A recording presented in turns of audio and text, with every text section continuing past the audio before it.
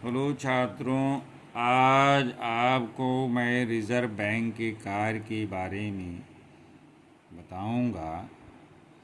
ये अर्थशास्त्र का महत्वपूर्ण प्रश्न है कि रिज़र्व बैंक के कार्य क्या हैं। तो आइए देखते हैं छात्रों की रिज़र्व बैंक का कार्य। Function of RBI. RBI short form है, it means reserve bank of India. छात्रों, भारतीय रिजर्व बैंक भारत का केंद्रीय बैंक है। हर देश का एक केंद्रीय बैंक होता है छात्रों, और हमारे यहाँ का जो केंद्रीय बैंक है उसका नाम है भारतीय reserve bank, reserve bank of India. यह उन सब कार्यों को संपन्न करता है जो सामान्यतः एक केंद्रीय बैंक द्वारा किसी भी देश में किए जाते हैं। भारतीय रिजर्व बैंक दो प्रकार के कार्यों को संपन्न करता है। पहला कार्य क्या है? केंद्रीय बैंकिंग संबंधी कार्य, सेंट्रल बैंकिंग रिलेटेड फंक्शन, और दूसरा है साधारण बैंकिंग संबंधी कार्य, ordinary banking related function. Reserve bank के केंद्रीय बैंकिंग संबंधी कार्य निम्नलिखित हैं। आइए देखते हैं पहला कार्य क्या है। नोट निर्गमन का अधिकार, monopoly of note issue. Monopoly means होता है एकाधिकार। और नोट आप जानते हैं, जो भी नोट बाजार में प्रचलन में होते हैं उनको इशू करने का एकमात्र अधिकार भारतीय रिजर्व बैंक को दिया गया है। भारतीय रिजर्व बैंक को नोट निर्गमन का एकाधिकार है। वर्तमान समय में वह 2 रुपये, 5 रुपये, 10 रुपये, 20 रुपये, 50 रुपये, 100 रुपये और 500 की नोट निकाल रहा है। इसके पहले कुछ दिन पहले तक 500 के अलावा हजारों के नोट भी चलते थे, इनका कि जो है विमुद्रीकरण कर दिया गया। और भारत सरकार ने 2000 की मुद्रा भी प्रचलन में थी, जिसको जो है उसको वापस ले लिया गया।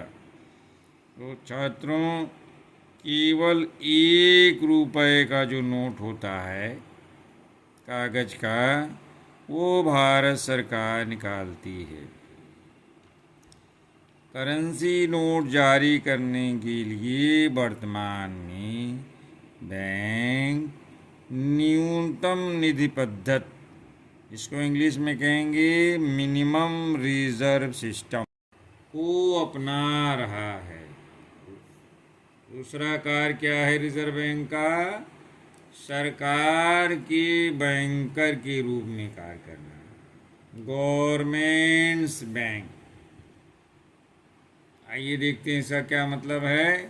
भारतीय रिजर्व बैंक सरकार के यानी गवर्नमेंट के बैंकर और एजेंट एवं एडवाइजरी यानी परामर्शदाता के रूप में रिजर्व बैंक कार्य करता है। ये बैंक राज्य सरकारों यानी स्टेट गवर्नमेंट्स जो होती हैं और सेंट्रल गवर्नमेंट यानी केंद्र सरकार की बैंकिंग संबंधी सभी कार्यों को संपन्न करता है। कौन करता है? RBI, reserve bank of India. तथा सरकार को यानी गवर्नमेंट को इकोनॉमिक एंड मॉनेटरी पॉलिसी संबंधी यानी आर्थिक एवं मौद्रिक नीति संबंधी मामलों में एडवाइस भी देता है। ये आवश्यकता होने पर सरकार के लिए सार्वजनिक ऋण, पब्लिक डेब्ट की भी व्यवस्था रिजर्व बैंक सरकार के लिए करता है। नेक्स्ट, बैंकों के बैंक के रूप में काम करना। तीसरा कार्य क्या है रिजर्व आरबीआई का? ये बैंकर्स बैंक है, यानी सभी बैंकों का बैंक है। तो भारतीय रिजर्व बैंक देश में अन्य बैंकों के लिए वही कार्य करता है जो कि व्यापारिक बैंक अपने ग्राहकों के लिए करता है। यानी आप ग्राहक जैसे बैंक से पैसा लेते हैं, वैसे भी व्यापारिक बैंक अपने कार्यों के लिए आरबीआई पर निर्भर रहते हैं। रिजर्व बैंक अपनी कैश मिनिमम रिजर्व सिस्टम से व्यापारिक बैंकों पर नियंत्रण रखता है। इस प्रकार यह व्यापारिक बैंकों का बैंकर ही नहीं है, बल्कि अंतिम ऋणदाता है। जैसे आपके लिए अंतिम ऋणदाता बैंक है, वैसे कॉमर्शियल बैंकों के लिए भी वो बैंकर का काम करती है, और अगर उनको ज़रूरत होती तो वहीं से ऋण प्राप्त करती हैं। नेक्स्ट, शाख नियंत्रण, इंग्लिश में कहेंगे क्रेडिट कंट्रोल। भारतीय रिजर्व बैंक व्यापारिक बैंकों द्वारा निर्मित शाख की मात्रा तथा दिशा पर नियंत्रण करने का कार्य भी संपन्न करता है।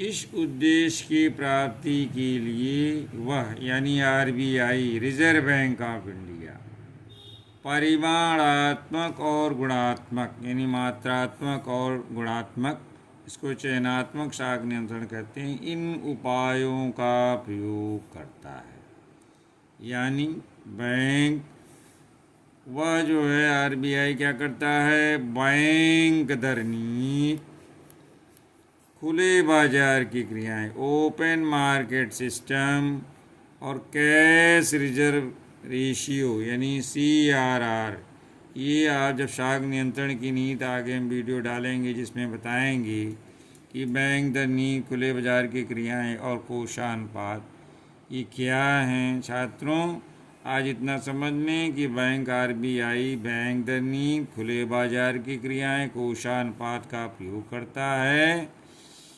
इसी प्रकार शाख की जो राशनिंग है, चयनात्मक शाख है, सीमांत आवश्यकताओं में परिवर्तन आदि विधियों का प्रयोग करता है। यानी व्यापारिक बैंकों के शाख कंट्रोल का कार्य रिजर्व बैंक ऑफ इंडिया ही करता है। नेक्स्ट, विदेशी विनिमय पर नियंत्रण, कंट्रोल ऑन फॉरेन एक्सचेंज। क्या कहेंगे इंग्लिश में? विदेशी विनिमय पर नियंत्रण को कंट्रोल ऑन फॉरेन एक्सचेंज। रुपए के विनिमय मूल्य को, जैसे एक रुपया बराबर कितना डॉलर, ये एक्सचेंज रेट होता है। तो ये रुपए के विनिमय मूल्य को स्थिर बनाए रखने के उद्देश्य से भारतीय रिजर्व बैंक विदेशी मुद्रा का, जो अपने देश के अलावा जो मुद्राएं हैं, उनका क्रय विक्रय करता है तथा देश के विदेशी मुद्रा कोषों का संरक्षण करता है। नेक्स्ट, समाशोधन गृह का कार्य करना, क्लियरिंग हाउस का कार्य करना। ये क्या है छात्रों?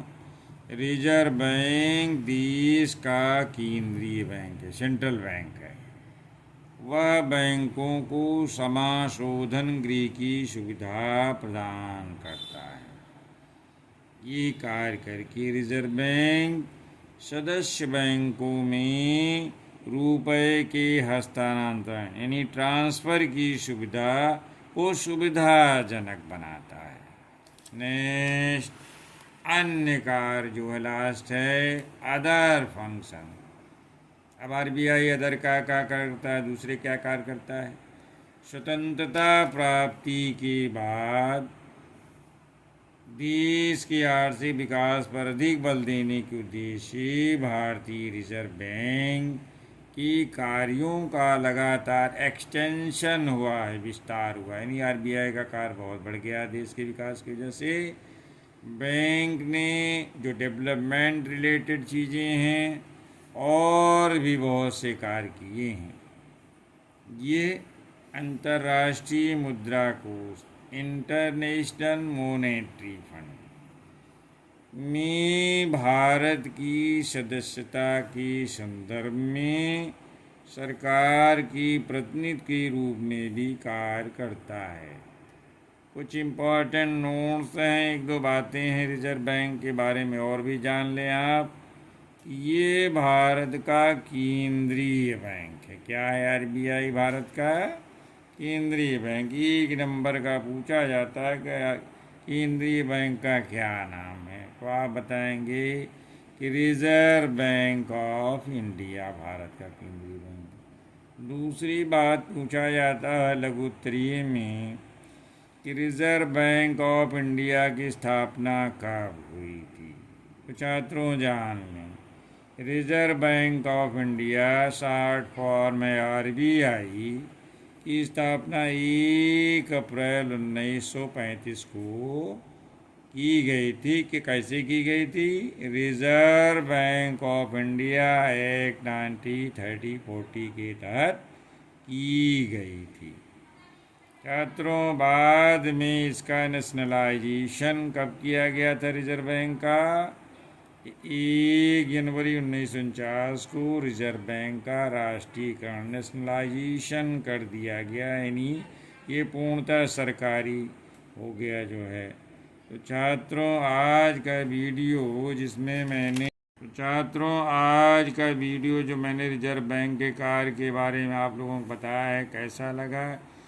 अगर ये आप इसे लाभान्वित होते हैं तो आप लाइक करें, कमेंट करके और सब्सक्राइब करें। अभी और भी ऐसे वीडियो जो कक्षा 12 यूपी बोर्ड के लिए महत्वपूर्ण प्रश्न होंगे और जो कि परीक्षा में निश्चित रूप से सफलता दिलाते हैं, ऐसे प्रश्नों का वीडियो मैं आप लोगों के समक्ष डालूँगा। आप मेरे चैनल को देखते रहें, सब्सक्राइब करें और जिससे भी मैं उत्साहित होकर और भी आपकी मदद कर सकूं। धन्यवाद।